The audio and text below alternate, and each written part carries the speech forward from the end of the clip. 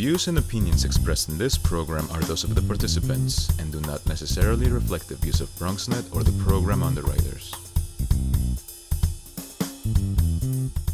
Hello, everyone. Welcome to the Social Justice Forums. I am Daren, Jaime, and if you're asking, what are the Social Justice Forums all about? Well, what we do is we provide a place and a space for conversation where we give you a forum and a discussion that actually delves into some of the deep issues and some of the inequities that many people are facing in society. We like to promote, civic engagement. We like to get you connected, and we like you to be connected to those who are making a difference in the world of social justice. So get ready, sit back. The Social Justice Forums starts right now.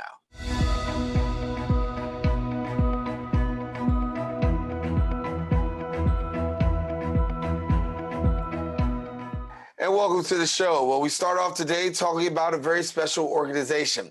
The Center for Community Alternatives, better known as CCA, promotes reintegrative justice and reduced reliance on incarceration through advocacy services, as well as public policy development in pursuit of civil as well as human rights. They provide direct services to communities in New York City, as well as Syracuse and Rochester, engaging approximately 2,500 youth and adults annually. And in an average year, CCA successfully diverts over 100 adults and juveniles from costly incarceration, saving New York State millions of dollars, and also their work reduces the collateral consequences of incarceration. Joining us now to share more details is the Director for Community Alternatives for the Center for Community Alternatives, a New York statewide organizer, Marvin Mayfield. And Marvin, good to have you here with us on the Social Justice Forums. Hey, thank you. Thank you. Great to be here today. It's great to have you and have this conversation because one of the issues that we talk about in social justice, of course, is that of the criminal justice system and criminal justice reform. We know that incarceration has been a tool that has been weaponized, particularly against communities of color. But in the work that you do, you're providing alternatives to incarceration. So share with us a little bit about the work at CCA. Well, thank you. Thank you for the opportunity to describe what we're doing and the importance of it in our community. Well, we know that Black and brown people in our communities have been disproportionately affected by incarceration and mass incarceration and criminality, the criminalization of poverty. CCA and our partner members and organizations have been tirelessly fighting for criminal justice reform in the form of bail reform, and which would reduce the number and the reliance of our criminal justice system on putting people in jails when they cannot afford to pay a bail. We've all heard about the story of Khalif Browder and how long he spent 3 years inside of Rikers Island, enduring every type of horror that a person could think of for 3 years, to the point where he took his own life. We have been tirelessly fighting for the reduction in the population of people who have been incarcerated pre-trial. So that's where bail reform came in. And we have had a very successful campaign in reducing that number. In January 2020, the New York State Legislature voted in to eliminate the reliance on bail for most most nonviolent felony convictions and almost all of the misdemeanor charges, which reduced the number of people incarcerated in jails to the tune of nearly 40%. That meant thousands of people across New York State were no longer subject to losing their homes, losing their jobs, having their children put into a foster care system like that. So what we're focusing on now is the natural extension of that campaign, which would reduce the number of people who are in New York State prisons. As you know, when you go into jails is like a pre-trial system. So a person has not been convicted of anything at that point. Now, when we're trying to reduce the number of people who have been sentenced to a time in New York State, we need to reduce those numbers as well. And that was our campaign for sentencing and decarceration that we're focusing on now. So Thank talk to you. us about dealing with some of the disparities, because obviously we know that when it comes to incarceration, a lot of people in communities of color are always on the short end of the stick. I know that you Mhm, guys do great work in terms of really trying to deal with that and then some. mhm, mhm. Well, like I said, mass incarceration has affected our communities disproportionately. Black and brown people have become the commodity in the prison industrial complex. And our mission at CCA is to reduce the reliance as a first response to, the social ills, the social injustice that has been inflicted upon us as a people.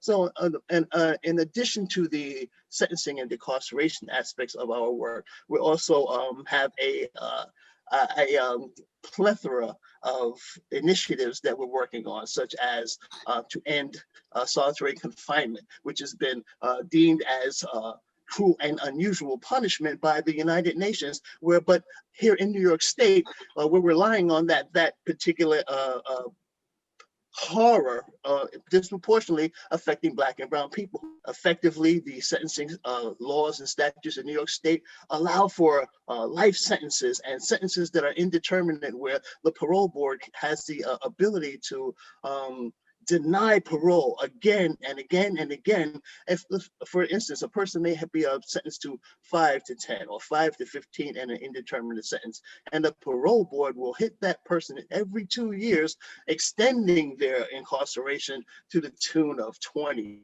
30, even 40 years after a person has been eligible for parole for maybe 10 or 20 years. So those are some of the initiatives that we're working on. It took a long time to get bail reform right here in the state of New York. How accommodating have been the elected officials now, given the fact that these issues are continuing to rise? We're seeing more and more national spotlight on them. Are we seeing a swing or a changing of the guard? Well, I'm glad you asked that question. With the recent elections, the Senate and the Assembly in New York State are enjoying a supermajority. Right now, that means that some of the pitfalls, some of the hurdles, and some of the blockages that we've had, that we've experienced dealing with bail reform and other campaigns, may not be the as as serious or harmful to us, because now with the supermajority, we can actually push some progressive legislation forward. In the past, it's been difficult, of course, but the legislature, we have had many people in the Assembly, many members of the Senate who have been instrumental in helping us push these agendas forward. Without their support, without their leadership, we would not have been where we have made it to. But their input is basically contingent upon their constituency. Well, as we know that elected officials are elected, and it's their constituency that put them in office, and we as on the ground organizers and advocates, we fight to mobilize people who are on the ground, people who have been directly impacted by these oppressive laws in New York State, and have empowered them to use their voices to encourage our legislatures to push our agenda forward. Now we can enjoy, like I said, a supermajority in the Senate and in the Assembly, where we intend to push our bills forward. Without, like I said, without their input, we don't go any further. Right. I want to talk about some things we're dealing with here in New York, particularly. I want to talk about fines and fees, because when you deal with the court system, you can, whether it's traffic court, regular court, you can find some fines and fees that are actually associated, and those fees can be almost more than the infraction itself. I mean, I'm not lying. I mean, I've seen it. I've been a victim of it. Talk to us about how you're approaching this, because I know that there's some work that you're doing in regards to fines and fees. Right. With fines and fees, see, New York State has been benefiting from charging people these outrageous fees for, let's say, for tickets, for fines, for traffic tickets, things like that. But not only those, these fines also go into courts. When a person is convicted or even let's say charged with an offense, there's a court fee that's associated with that. And sometimes these court fees go for hundreds and hundreds of dollars for people who are least able to pay these fines. And when a person is, let's say, subsequently on probation or parole, they're burdened with these fees. Let's say a person comes out and is not employed, doesn't have a job, doesn't have any real means of support. As we know, when a person leaves prison, even if they've been there for 10 or 20 years, the New York State Department of Corrections discharges them with $40 and a released inmate ID. They are tacking on a probation fee that has to be paid monthly. And if they don't pay this, they are subject to arrest, they are subject to violations and things like that. So we're working toward eliminating these fines and fees across the state regarding licensing, where a person at this point in time, if a person can't pay fines, their license has been revoked or suspended, causing them not to be able to work or to travel to get where they need to go. These are some of the initiatives we're working on as relates to fines and fees. Yeah. Can you please give our viewers a little bit more insight into what is known as discovery reform? How do you explain that? Okay. Well, discovery itself is part of the pretrial legislation that we were fighting for. Within pretrial legislation, there were three aspects of it. One was the bail reform itself to eliminate the cash bail, and one was for a speedy trial to be instituted so that a person doesn't languish in prison year after year waiting for their trial to be adjudicated. And the third was the discovery aspect of it. Now, discovery means simply that the evidence that is brought from the prosecution against a defendant.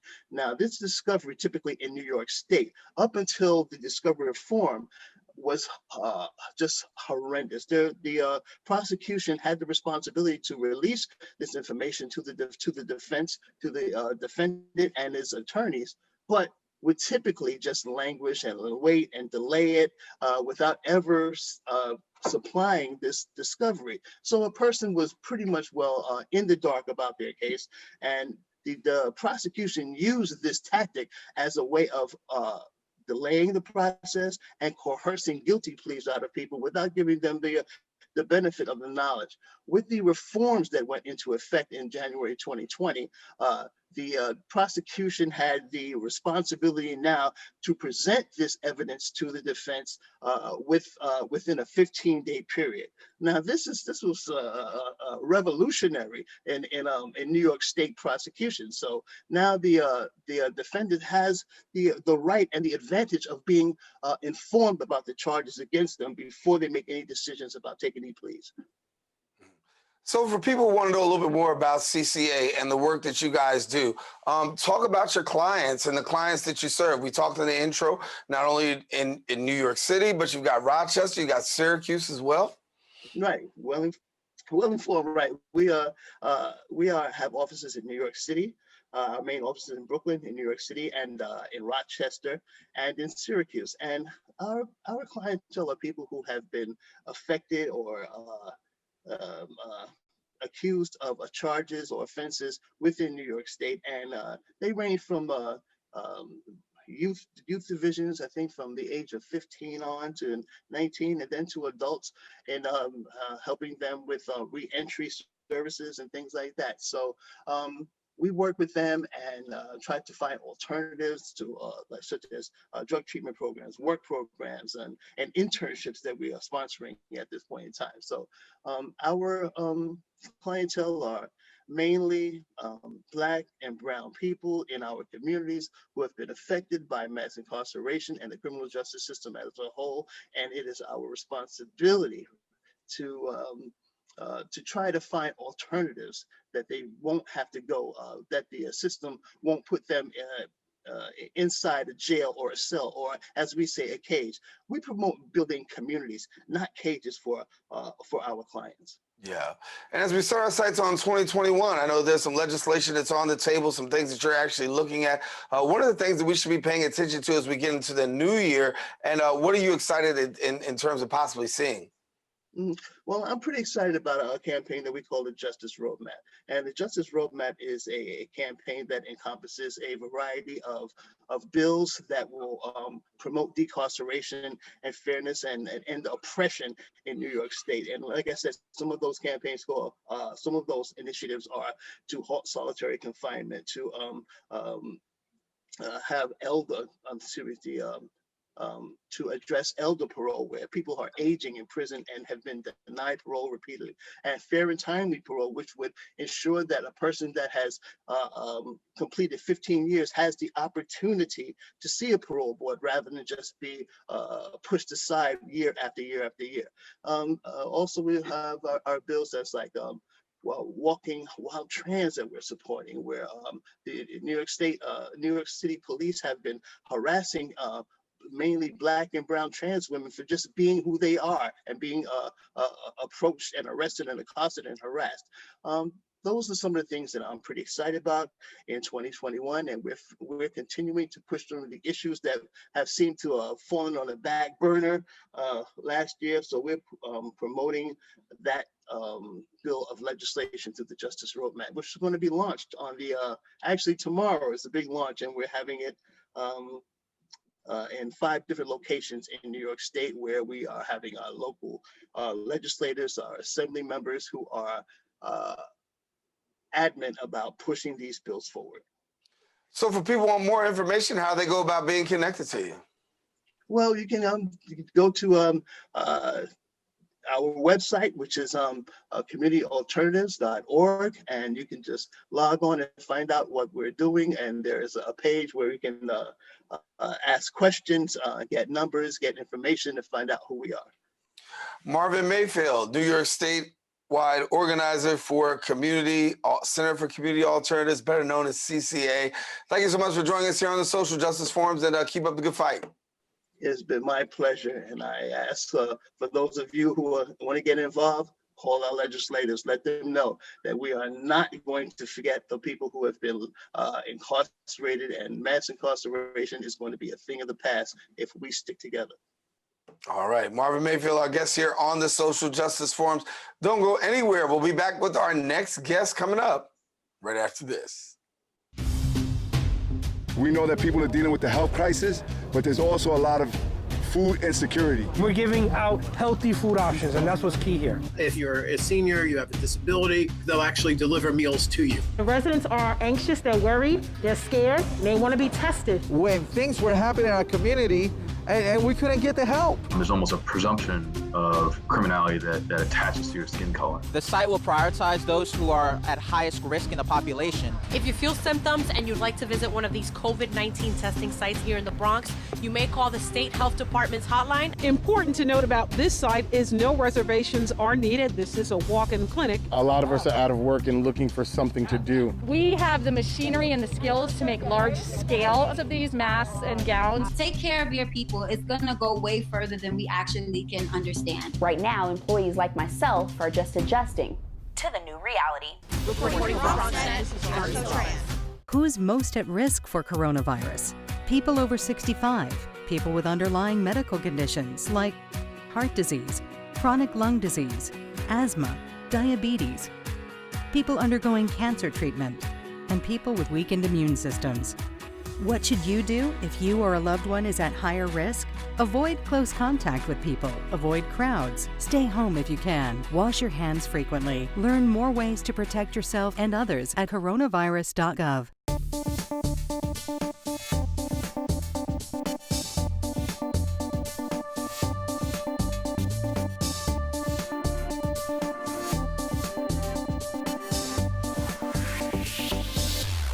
And welcome back to the show.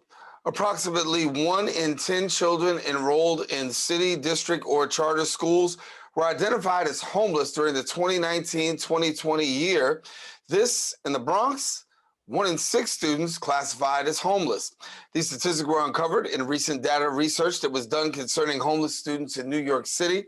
Advocates for Children of New York's mission is to ensure a high quality of education for New York students who face barriers to academic success, focusing on students from low-income backgrounds. They advocate for school stability for students, particularly students experiencing homelessness and students in foster care, so they can remain in their school even if their living situation changes.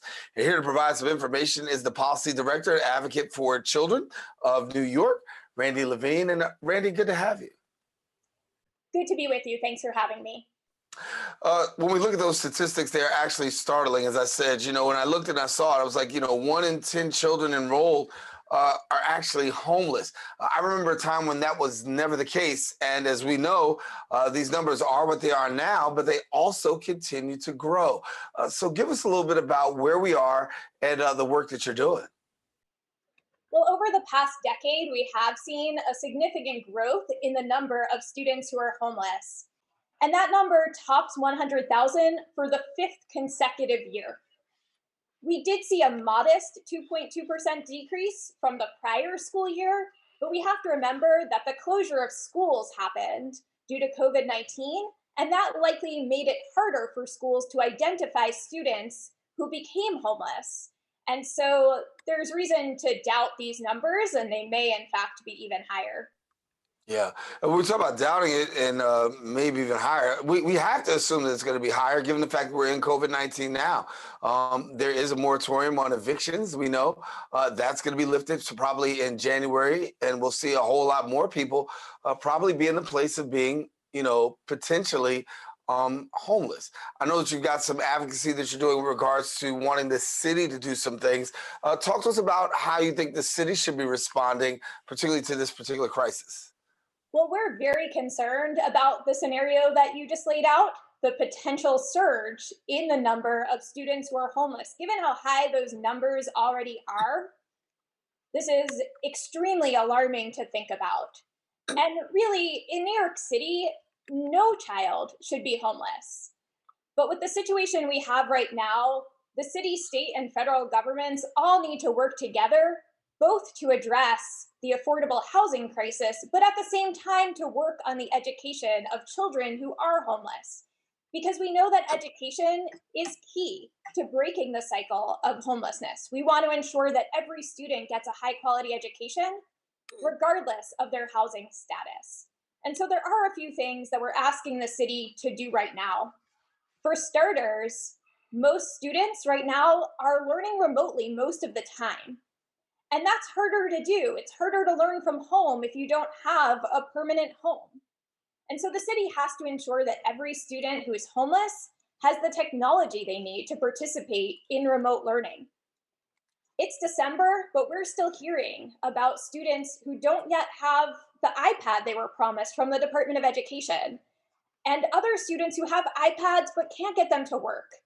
So it's important for the Department of Education to ensure every student gets a device and connectivity, and that they get the tech support they need to actually be able to use that device to access their classes. Yeah, you're confirming what we've heard. I mean, I've been asked several times to bring it to light, whether there's students, families who've gone through the situation of not having the adequate amount of laptops to be able to deal. And that's for a person that's not homeless, right? So let's take the homeless population right now. How hard is it to make sure that they're equipped? And then when you are homeless, how hard is it to really get that quality education, given the fact that your home stability is not there? Well, even before the pandemic, students who are homeless in New York City had abysmal educational outcomes. And we're worried that the pandemic has only magnified those challenges. As you said, remote learning has been immensely challenging for students who are homeless. The city did provide iPads that had data, so they work just like your cell phone works, because most shelters don't have Wi-Fi. And so they relied on that cell phone service in order to be able to access classes, but it wasn't that simple. So a lot of the shelters don't have Wi-Fi, but in addition, many had connectivity challenges with the cell phone service. So we heard about student after student who was just struggling to get online in the first place, or whose connectivity was really shoddy. And unfortunately, if it takes you 20 minutes to access a 2-minute lesson, a lot of times you give up. And that's what we can't have happening right now. So we need the city to expedite installing Wi-Fi in the shelters and making sure that every student has a device that actually works and can get them online. In addition, for families who want in-person learning, we want to make sure that they have that option as well.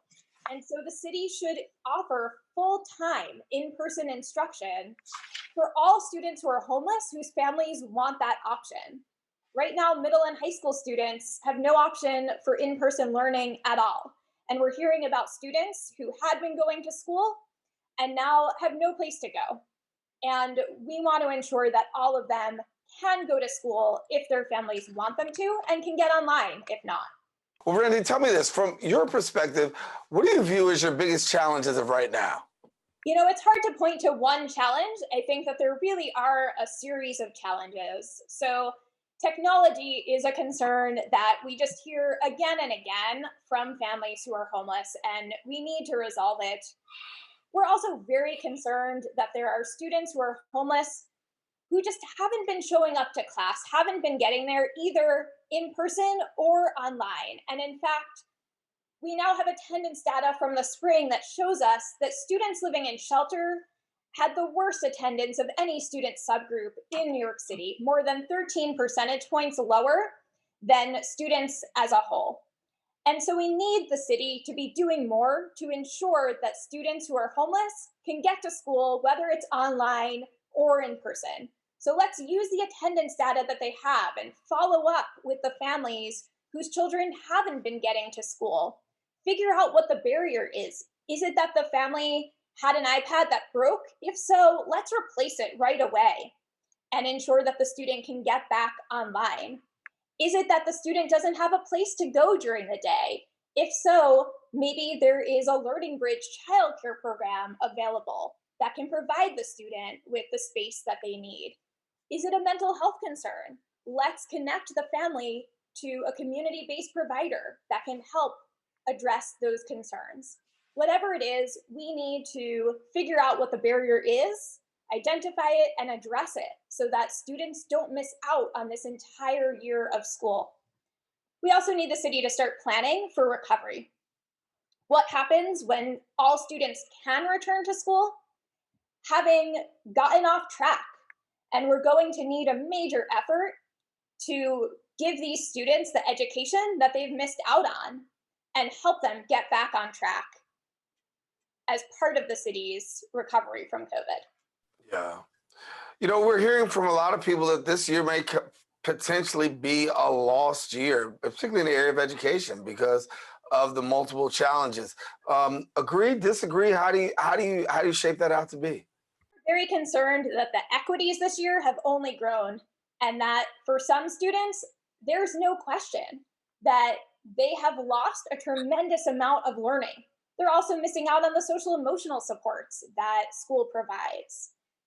So we are extremely concerned. You know, imagine a first grader who is still in the process of learning to read and used to go to school every day and have a teacher to work with them on reading. And now they're trying to access online learning with a device that doesn't always connect in a room where they have multiple siblings at different grade levels with different needs, all trying to access online learning at the same time. It's just such a hard situation. Similarly, for a high school student who had been going to all of their different classes and interacting with their peers and their teachers and really saw school as a place of stability and a safe haven, and now has had that taken away. So I think you're right, and there are a lot of students who have just missed a tremendous amount of education and support this past year, and that's why it's going to take an equally tremendous effort to help with recovery and get them back on track. Yeah, I want to take a minute and take a look at some of the numbers that I have with regards to homeless students in the Bronx. And I'll give you, and you have them, but I just want our viewers to have them.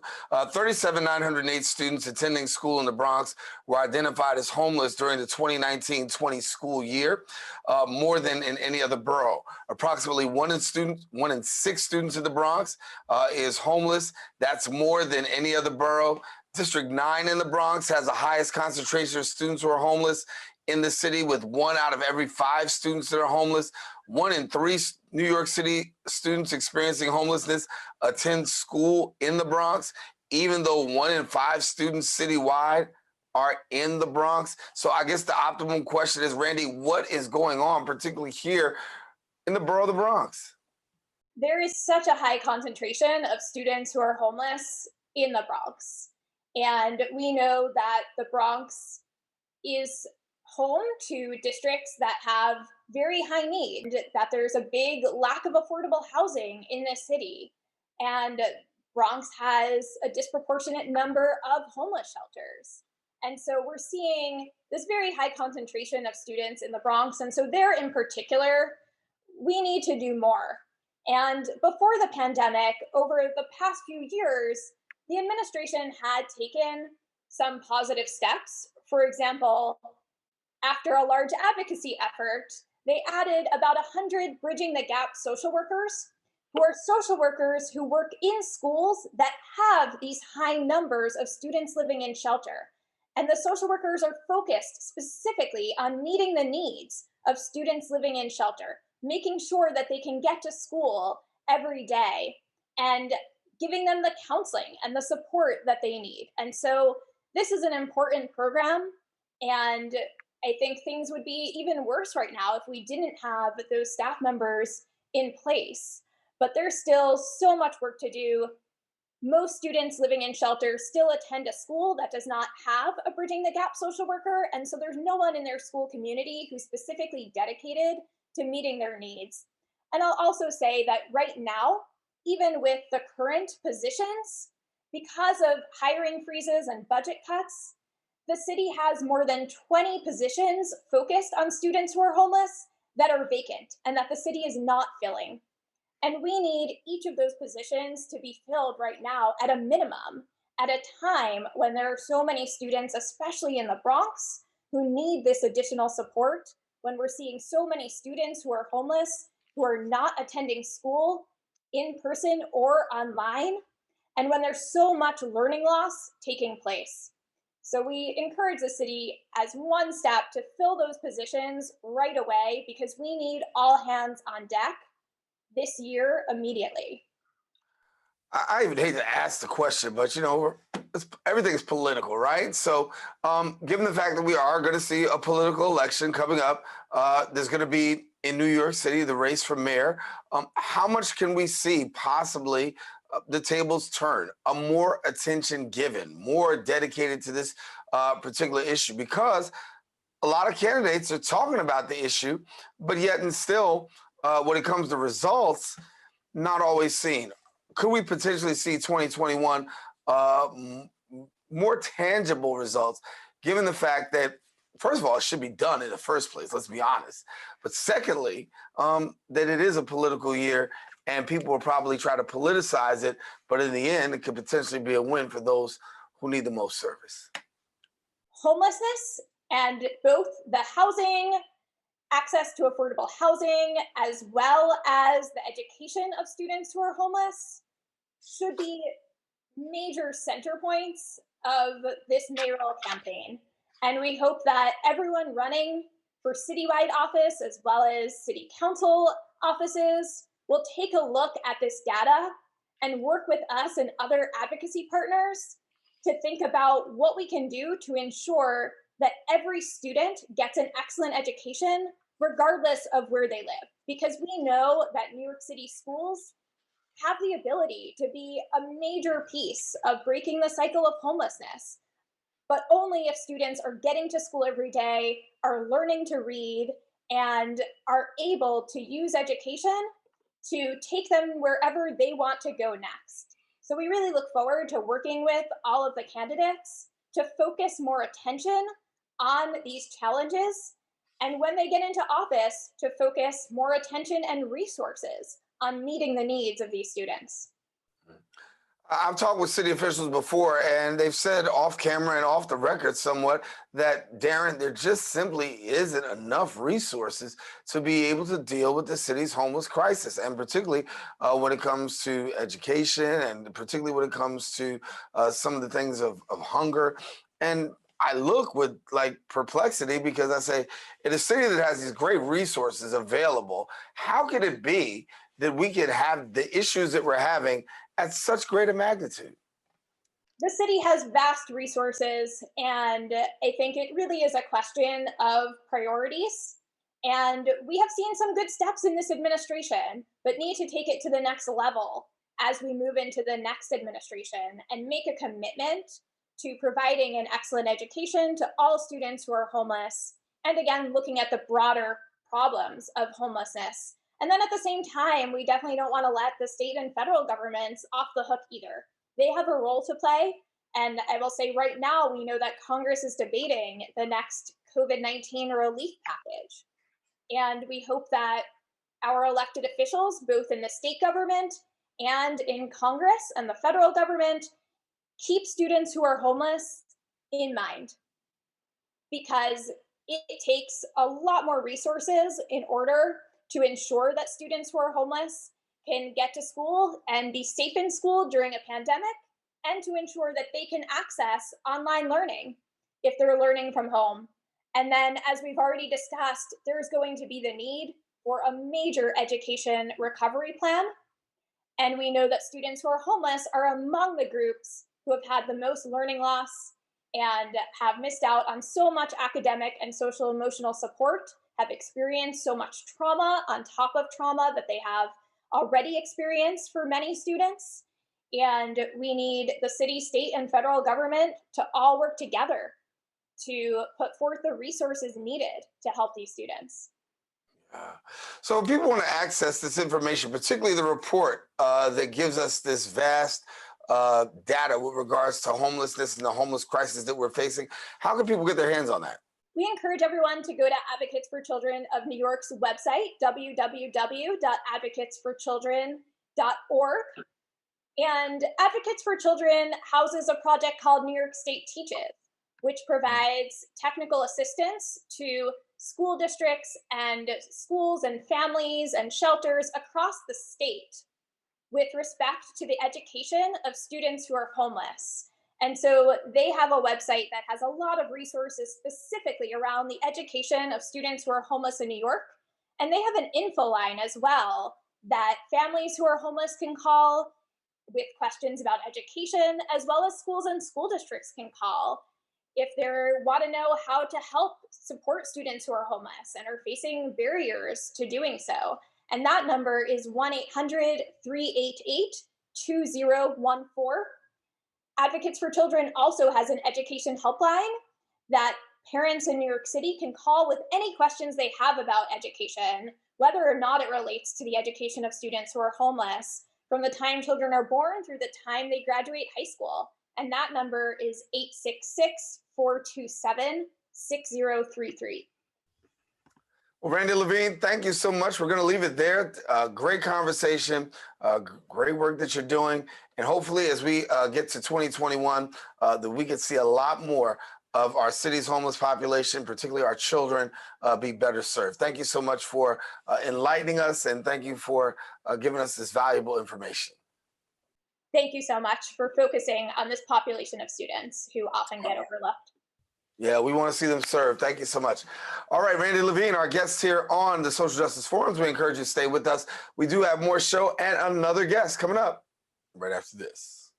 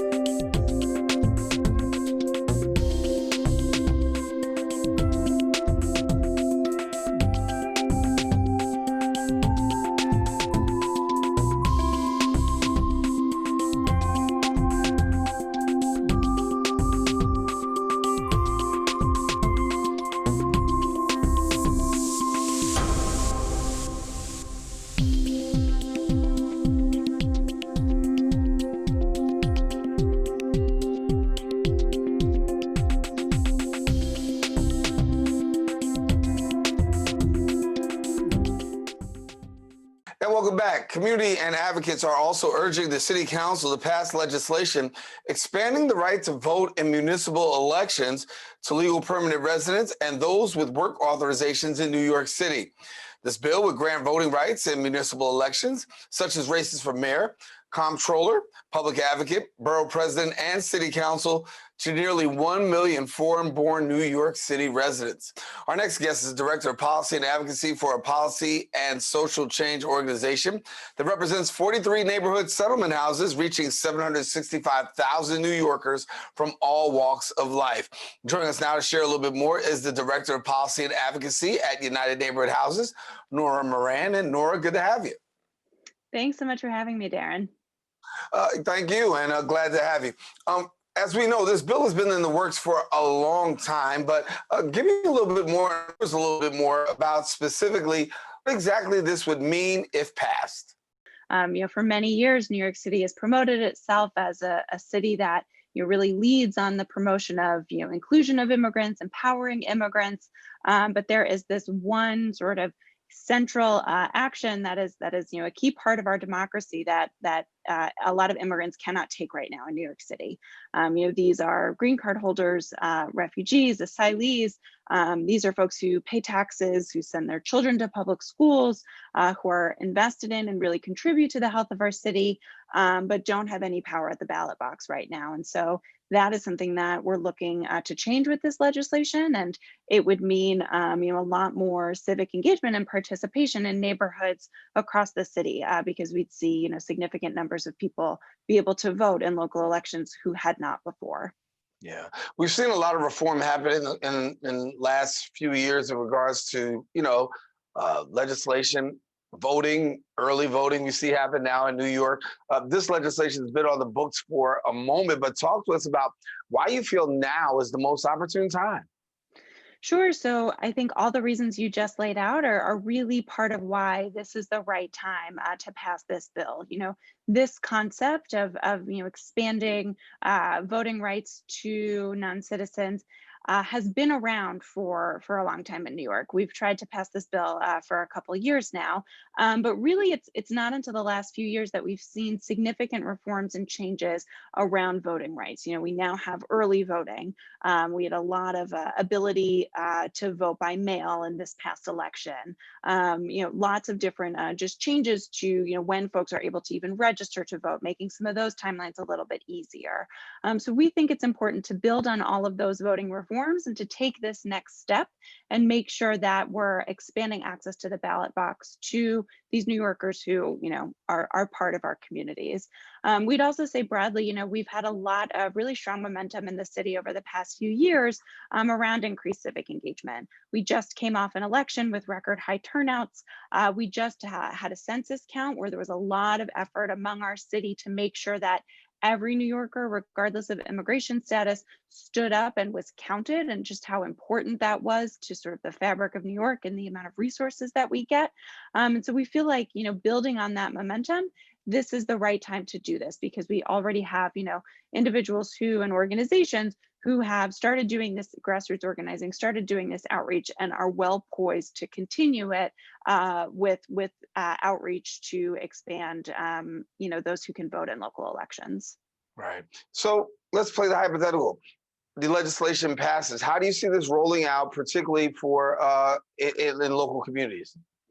Sure. So we're, our coalition is the Our City, Our Vote coalition. We're a diverse mix of organizations, faith-based institutions, of political clubs who all recognize that a significant grassroots education would need to happen once this legislation is passed. And so thinking about sort of an implementation phase, we know that there would need to be, just flyers and materials translated into many different languages so that people knew sort of what had happened, what it meant, what their rights were in terms of voting, making sure that they knew that they could only vote in local elections. And we were talking about sort of one specific a set of elections.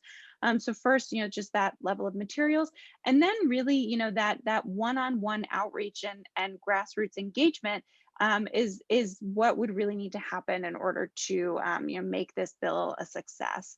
This is something that all of the research around voting and voting engagement, the more that an individual is engaged by someone that they know and someone that they trust, the more likely it is that they're going to vote. And so, we know that there would need to be that one-on-one outreach, even, if it's by the phone because of COVID, or, through social media or text messages, really just explaining to people what it meant that they could now vote in local elections, understanding what their rights are in that process, and making sure that they understand how they would get registered and then go to the ballot box.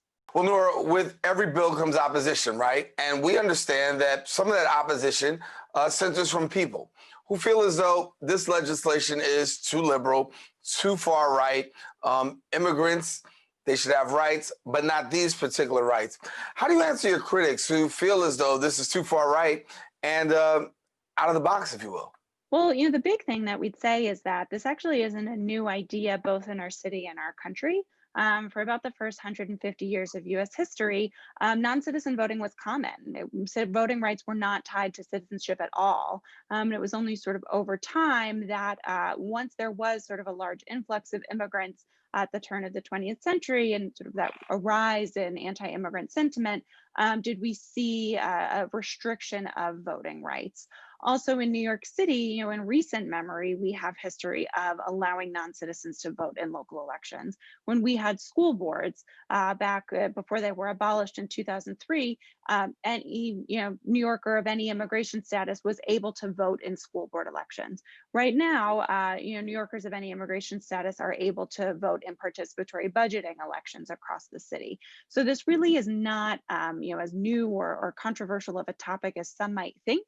It's something that there is precedent for in our country. In New York, in recent years, we've seen a lot of cities across the country, expand voting rights in their local elections.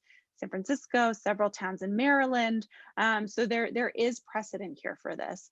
The other thing that we would say is just that the process for naturalization takes about 6 to 8 years. And so that's a long time in which someone is paying taxes in our communities, working here, sending their kids to school here, but doesn't have that access and power to make their voice heard at the local level.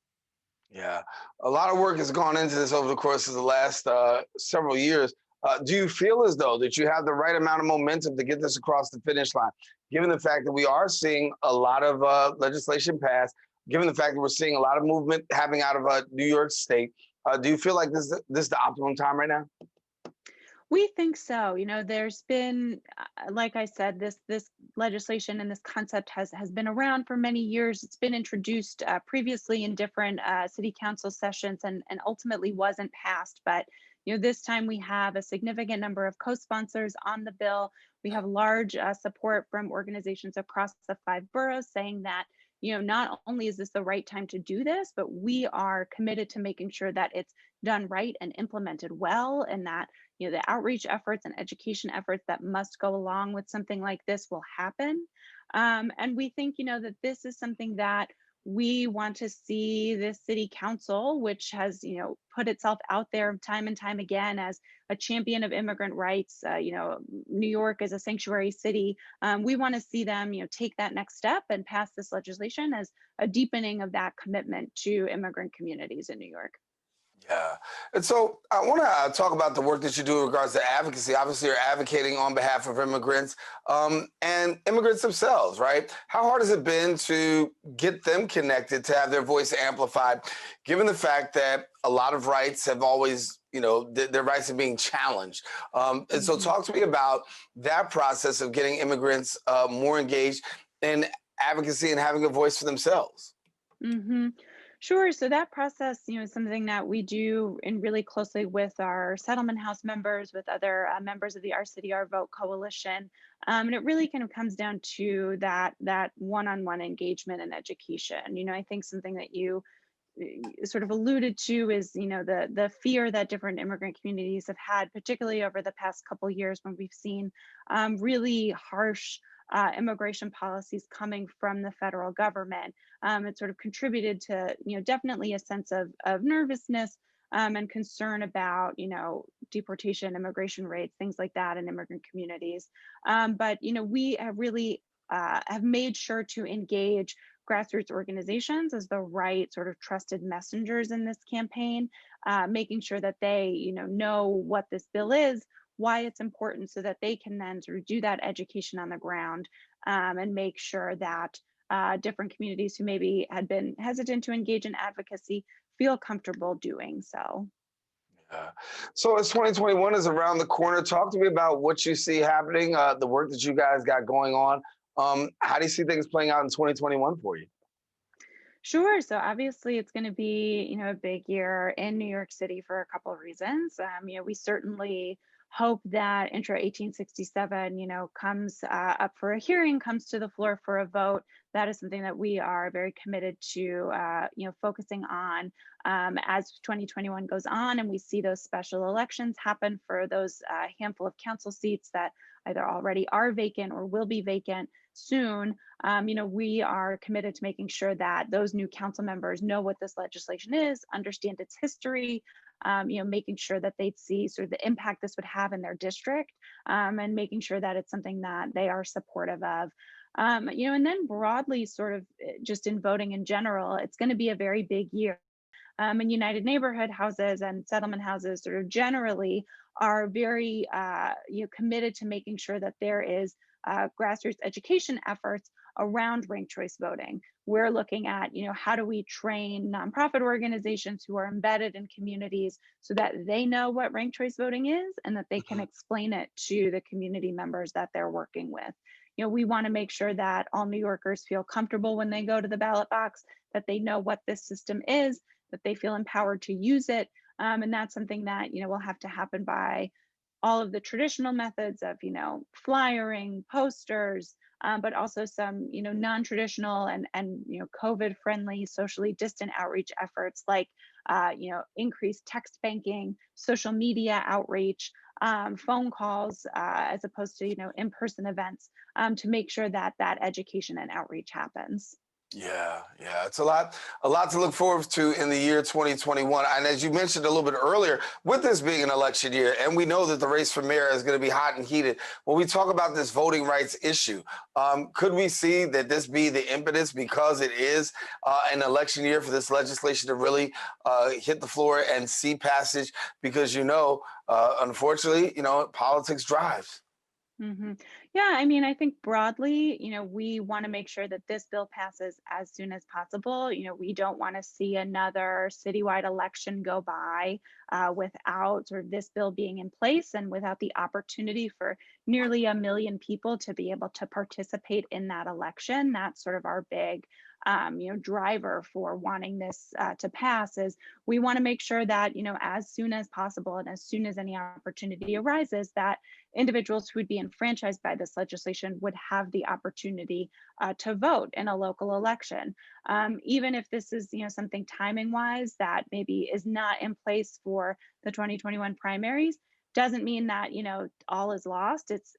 It's always the right time to be expanding voting and to be thinking about legislation that just increases civic engagement in New York. So, we think that this is really the right time to do it, and that even sort of politics and election schedules aside, we really can't wait anymore, because there have been individuals who have been waiting to vote for many years, and really deserve a say in local elections and over the issues that impact them.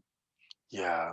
And so what do you find to be your biggest challenge or your biggest obstacle? Because COVID-19 has impacted everyone in a variety of different ways, but talk to us about getting that message out and you being able to share the message amidst COVID-19. What's it been like for you?